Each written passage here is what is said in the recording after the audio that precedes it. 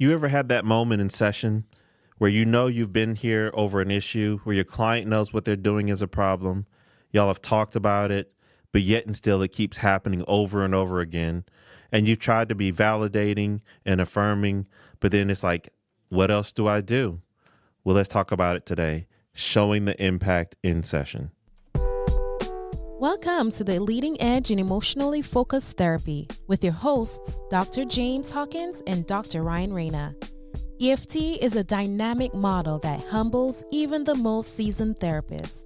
Together, we want to come alongside you as you continually push the leading edge of your understanding and application of this wonderful model developed by Dr. Sue Johnson. Hey, welcome back, everyone. Showing the impact. James, this is the topic you wanted to talk about. I like it as well. Tell us what you mean by showing the impact. So it comes up in a couple of different ways. One for me is when you just feel a client kind of like, this is what I'm going to do no matter what, and they don't see particularly the actions that they're choosing to do, whether it's in the timing or a stance, what it's doing to them. They like, you can see, like, I believe I'm doing the right thing. And my job isn't to talk them out of that or tell them they're doing something bad. My job is just to show them the reality in the moment, though. You can make that choice. But as you make that choice, I need to show you what this means for you, your partner, and your relationship. Also, another example that pops up is one I've said on here before, where Sue was working with one client, and the client said something mean about his partner, referred to her as fat. And that hit Sue's body. And Sue was like, I want to understand what's going on for him, why that came up. I also don't like what he just did. And I don't like how that affected the partner. So then it forces Sue to have to do something. And Sue did a very brilliant intervention. Of course, she's Sue. She did a reflection. Right now, as we touch this place and this gets hit inside of you, you choose some words and you say something. And they kind of, it looks like it hurts your partner as you say those words. But also, I know something's coming up for you. And so she shows him the impact. She made him look at it. It hurt your partner. Ouch. I want to go explore with you, but I do got to acknowledge that something just happened here. So that's what I mean about showing impact. And it came out of a story where I did this with a client, and I thought the therapy was going to be over, the relationship was going to end, and the person came in with a renewed commitment to therapy, and I'm like, hey, help me understand this new motivation for you. He said, Doc, I couldn't quite see what I was doing until you got very serious and you showed me the impact, or what he said was, you showed me the consequences of my choice. If I continued to do this, you made it really clear. Not only was what I thought I was doing was standing up for me, but I was also really inviting my partner to fight against me more. You also made me look across the way and look at how my partner felt as my words came out of my mouth. And you showed me the ultimate end. This was going to kill our marriage. I needed that reality. It's good because people that are stuck in a cycle, the longer you're in those cycles, the more desensitized you are, especially to your impact. But again, if I'm drowning, I'm having a hard time paying attention to anyone else's experience in the pool, right? And so it makes sense that you've got to, it's confrontation by dot connecting. That's right. That's good. You're connecting dots. That's right. You're saying, hey, I hear you. I see you. Yeah. I also need you to see how this connects around the loop there. Is that kind of what you're saying? Yeah. And we're not trying to no harm, no foul. We've talked about here. Other models might add a label to that. You're a narcissist. Right. You're this. I'm not even adding a label. Actually, here's the stance I'm taking. I get it in the context of the negative cycle, what you're trying to do. And for many of my clients, let me be careful on how I say this. They're not doing it intentionally to harm. But even though this is a George quote that he says, and I think we've gotten it somewhere else, your good intent does not convey in the negative cycle. And so many times they are. And they're doing it for an intent for kind of stand up for themselves. That's great, but I also need you to see how this is landing and what it does to the process between the two of you. So it is I would say, a reflective challenge for me. Mm-hmm. Mm-hmm. So I think through, I've done many, many intensives in my life.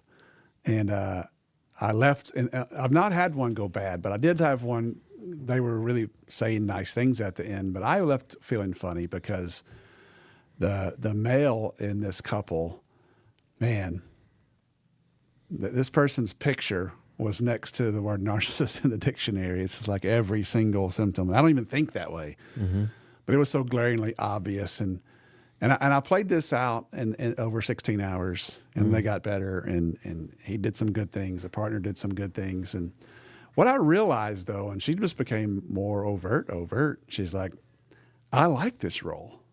I find meaning in sort of being my partner's caretaker, and so the kind of halfway feminist inside of me and justice, like, end of the day, though, it is their life, right? And so I think what matters is what's the impact, right? If it works for you and you two want to be that way and it's not really oppression, then who am I to say? It's not my job to enforce my whatever values I may have or what have you. But the opposite's also true, right? I can want to stand up for my truth, and this is the way I am, which is to me the most dangerous statement in the English language. This is just how I am, because it implies the world has to accept me and everyone else should just change around me. Instead of me, spending a little time to reflect and so forth. But the confrontation isn't that. It's like, well, Ryan, does it work for you or does it not? How does this connect? Is that kind of what you're saying? 100%. Yeah. So can I just take that? This is the way I am. This is what I do. But then right here in this relationship, and maybe at work, that's great because you're the supervisor or whatever. Maybe on your rec league volleyball team or whatever, that's great. But right here, though, and particularly not even just right here in your day-to-day life, because y'all do a million things great. But however, in these moments, when you just kind of stand up for yourself, and then you're standing up for you, but you can't see your partner, and you put your foot down, what happens right there? Do you feel like that you get hurt, or does it make the more you stand up for you, does it feel like your partner goes further and further away? And then it's not even just you stand up for you. How do you stand up? Show me what that looks like. Well, I criticize them. I tell them what they're doing wrong, and I point out all the obvious things that anyone should see. Ooh, even right here. Wow, look at that. Even as you say that, when that part of you comes out, what usually happens? Well, people move further away from me. Ugh. So now the opposite. The very thing you are wanting, to stand up for yourself, to be heard, to be seen, and to be valued, they're going away from you.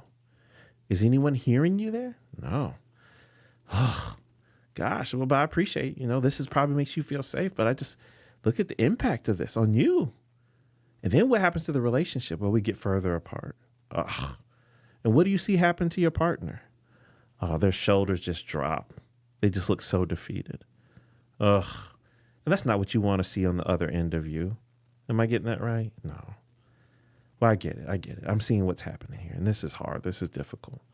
So I got to help you there. Because this is not fair to you.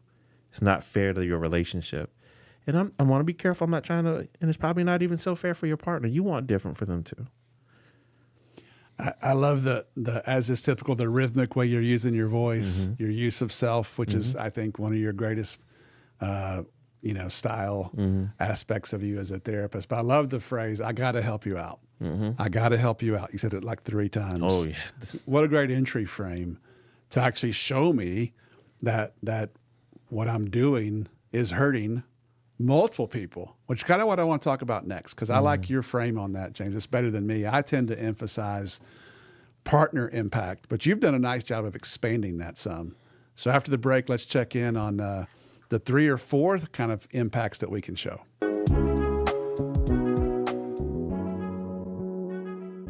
Do you believe in the mission of this podcast for you, for your colleagues, and for your clients? If you do, we'd like to invite you to invest with us. Yeah, nothing happens without investment. I believe in the things that we're talking about make a difference in people's lives, like real lives that affect generations. So we'd love it if you'd invest with us. For sure, if you're having difficulties financially, please do not give. If you serve a very underserved population, do not give. But if the ideas from this podcast you use professionally, we'd love to invite you to invest with us to keep this thing going. Hey, before we jump back into the topic, I just want to say thank you for your work. How about this one? I want to say thank you for the days you wake up and you don't feel like coming to work. I'm sure I'm the only one that feels that way. Sometimes I'm tired. Sometimes I'm sick.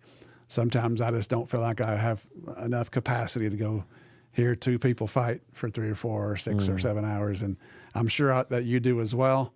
And so like me, sometimes you push yourself through it and you get yourself in there. And I want to say thank you for those days. Those are sometimes the days we learn the most. So thank you for your hard work in your community. I want to say thank you particular for the moments when even your life feels like it's falling apart, whether you're having a struggle with your partner, child, car, whatever your work environment, but you still gotta go in that room and you still gotta help meet people in their pain. Yep. Thank you for that ability. I know I the way I say it is, I know that comes at a cost to your nervous system too. So I thank you for that. I gotta expand on that 1 minute, James, because I've said this. I started saying this about a year ago at trainings, and the impact. Speaking of impact on people is huge. So I was trained early on, and there's a certain amount of wisdom in this, I think, but I've refined this as applied to EFT. I was trained in the old school, which said you can't take people further than you've gone, and it was this challenge to say, as a self-therapist challenge. And I think I do think there's some wisdom to it, but that's not true. There's a lot of EFT clinicians around the world, a lot. I might even say the majority, who are passionate about love and passionate about relationships and want to or do try to live out of their heart. To go home to partners who don't care about that, who don't want to talk about all that stuff. And it's a pain point in their life, and they feel like frauds when they come into session, or maybe they're single and maybe nothing wrong with that in the world, but they may experience that as painful, being a little bit alone in the world in some ways. And so I just want to say you're not a fraud if that's you. It's fine. The example I use is the best swimmer in world history is Michael Phelps. He's like the best swimmer in history, and he has a coach. Think about that. There you go. He's being coached by someone who's not near as good as he is. Man. And that coach can still help him be a good swimmer. You can take people further than you've gone. Caveat being, we have a hard time taking people further than we're willing to go. There we go. Right. So I've got to be willing to open my heart, maybe in areas of my personal life, to not have it block me in session. But that doesn't mean, I'm with a partner who's necessarily on the same page, just for significant seasons of life, if ever. There's a lot of great EFT clinicians who live in insecure relationships. And not only is that okay, I want to say I appreciate it. Yeah. Thanks, Ryan. You bet.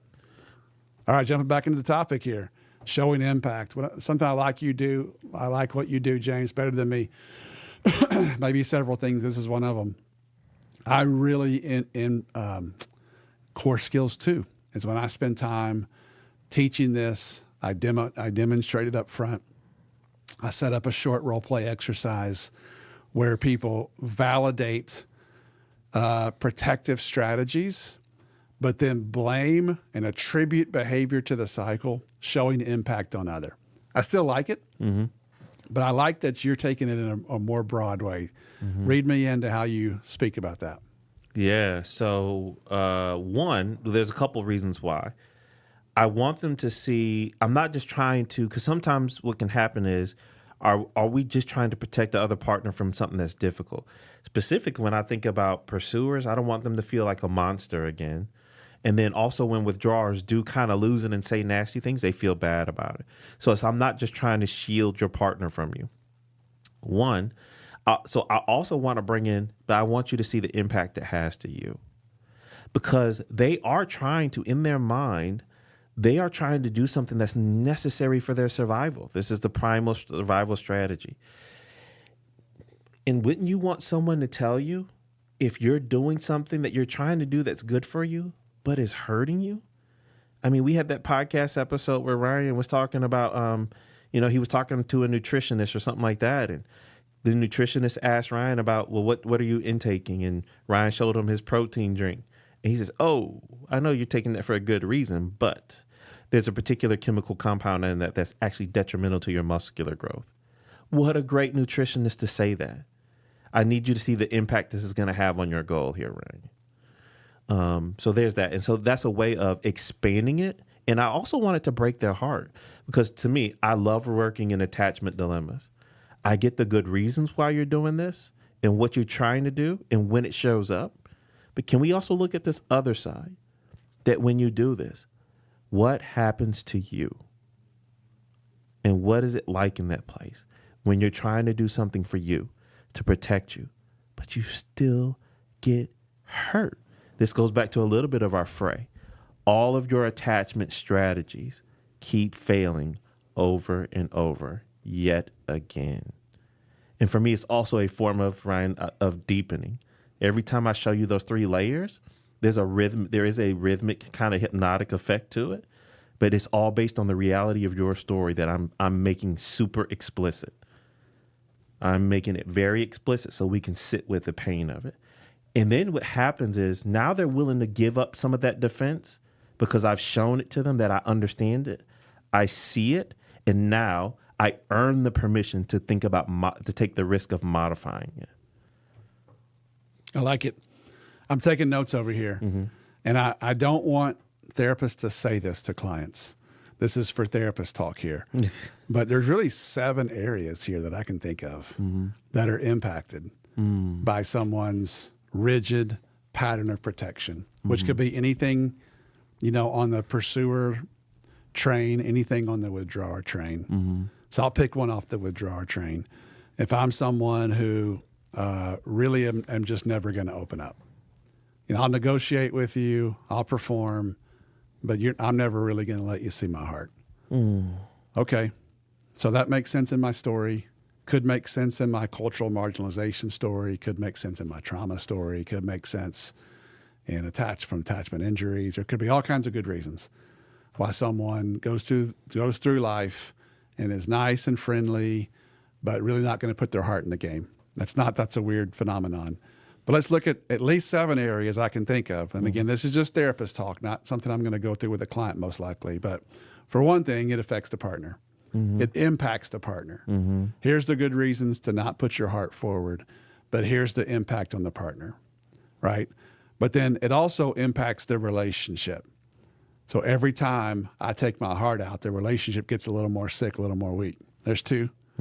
Number 3, it impacts our sexual connection, right? Which a lot of withdrawers, they care a lot about that one because that's the only place they can feel loved, right? And again, that's obvious in a way, but the person who is stuck for a long time, obviously they don't even make that connection. So 4 is in the impact of self because it swings back around in the circle and hurts me, both from a standpoint of loneliness and the future, right? Because we're going to grow old like this. Is this the end of the story, right? And then how about my potentially children?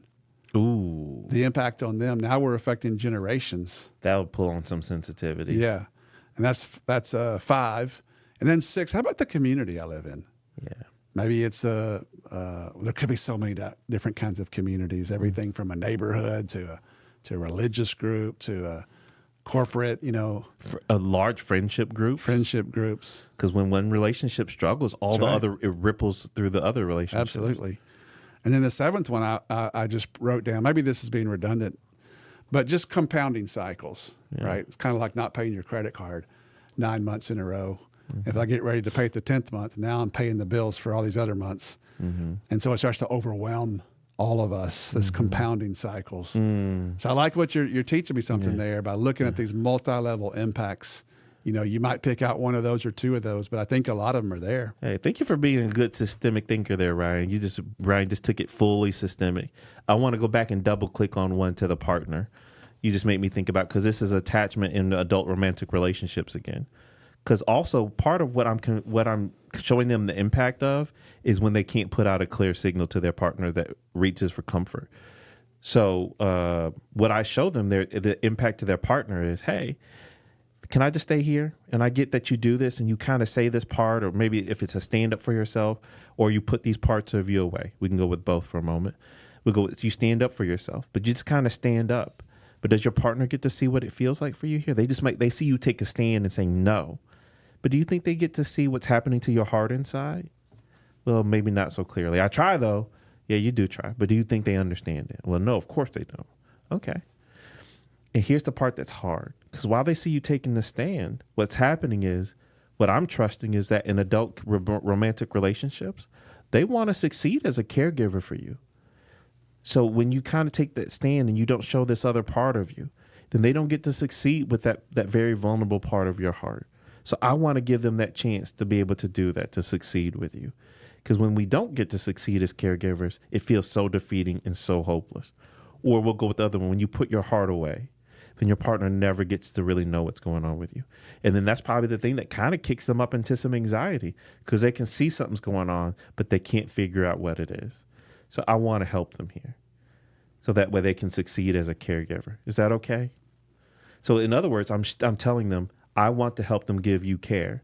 And part of what the distress, what your eyes are seeing is they don't know how to do that. So they don't get a chance to do that. That's just another little nuance I found too. Yeah. I like it. And, I think having this list of 7 or 8 is not a bad thing to have in a notebook somewhere. Because every once in a while you have a client who's motivated by different things. That's right. And I've had a fair share of clients who, I don't think this speaks to them universally in the world, but through a season of life and they're in a bad place, all they were motivated by was sex. Or all they were motivated by was kids. Yeah. And like, well, you can sometimes track around and show, here's the great reasons you have to do this.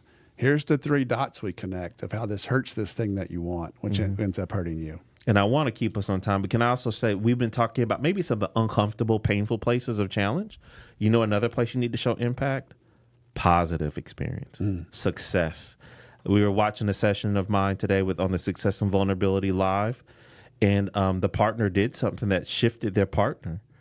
One, they sent a clear signal, but then later on they were able to respond to something. I said, hey, I need you to slow down for a moment. As you did that, could you look at your partner's eyes? As you said, I can do this part, I can relate to you here. Could you look at their eyes? This person was even unwilling to take in that they did something that moved their partner. I need you to look at that. And that came from the place where you finally joined them in that dark pit. Can you look at that?